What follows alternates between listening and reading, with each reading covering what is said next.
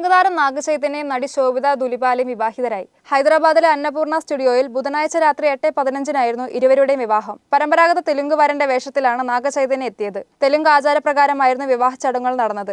സ്വർണ്ണ നിറത്തിലുള്ള പട്ടുസാരിയായിരുന്നു ശോഭിതയുടെ വേഷം. ടോളിവുഡിലെ പ്രശസ്തമായ ഒട്ടേറെ സിനിമകൾ ഷൂട്ട് ചെയ്ത അക്കിനേനി കുടുംബത്തിന്റെ ഉടമസ്ഥതയിലുള്ള അന്നപൂർണ സ്റ്റുഡിയോയിലാണ് വിവാഹം നടന്നത്.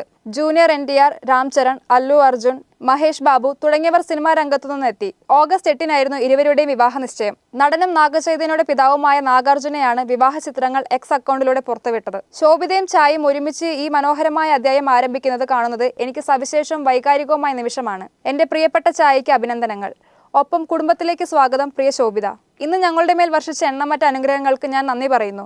വിവാഹ ചിത്രങ്ങൾ പങ്കുവച്ച് നാഗാർജുന കുറിച്ചു. 2017 നടി സാമന്തയുമായി നാഗചൈതന്യയുടെ ആദ്യ വിവാഹം. 4 വർഷത്തെ ദാമ്പത്യത്തിന് ശേഷം 2021 ഇരുവരും വിവാഹമോചിതരാവുന്നു എന്ന് പ്രഖ്യാപിച്ചത്.